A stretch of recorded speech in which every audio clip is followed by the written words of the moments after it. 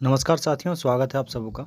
आमतौर पर ज़्यादातर लोग रिटायरमेंट के बाद अपने रुपये पैसे को लेकर के ज़्यादा सजग हो जाते हैं, क्योंकि रिटायरमेंट के बाद ज़्यादातर लोग अपने पैसों पर किसी भी तरह का रिस्क लेना नहीं चाहते और लेना भी नहीं चाहिए, क्योंकि यही तो समय होता है ज़िंदगी को सुकून से जीने का।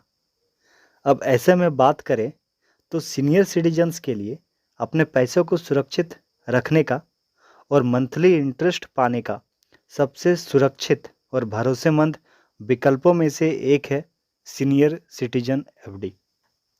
जनरली एफडी दो प्रकार के एज ग्रुप वाले लोगों के लिए होता है, एक नॉर्मल एंड दूसरा सीनियर सिटीजन एफडी। अगर कोई retired person senior citizen FD के विकल्प को चुनता है तो उसे नॉर्मल एफडी के तुलना में आधा टका इंटरेस्ट ज़्यादा मिलेगा और इनकम टैक्स बेनिफिट भी मिलेगा। अब बात कर लेते हैं सीनियर सिटीजन एफडी के फ़ायदों के बारे में। तो इसके अनेक फ़ायदे हैं। ज़्यादातर बैंक सीनियर सिटीजन एफडी में नॉर्मल एफडी की तुलना में आधा टका ब्याज अधिक देते हैं। जिस इंटरेस्ट रेट पर आपने एफडी खरीदा, वो रेट आपको जब तक मैच्योरिटी नहीं मिल जाता तब तक उसमें कोई बदलाव नहीं होगा।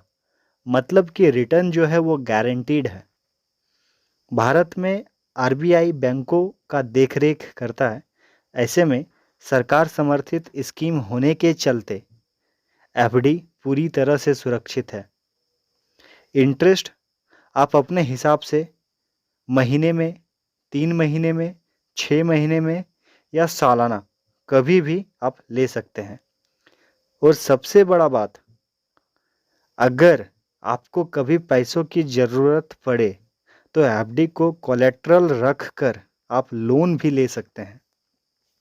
इतने सारे फ़ायदे हैं सीनियर सिटीजन्स एफडी के।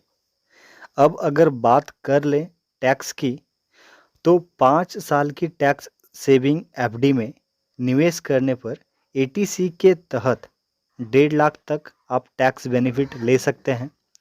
दूसरा, वहीं सीनियर सिटीजन्स के लिए सेक्शन 80 टीटीबी के अनुसार आपको 50,000 तक के ब्याज पर कोई भी टैक्स नहीं लगेगा। अगर 50,000 के ऊपर इंटरेस्ट जाता है तो ही बैंक टीडीएस काटेगा। आपको ये जानकारी कैसी लगी ज़रूर बताएं। अधिक जानकारी के लिए आप अपने फाइनेंशियल एडवाइज़र से मिलें। धन्यवाद।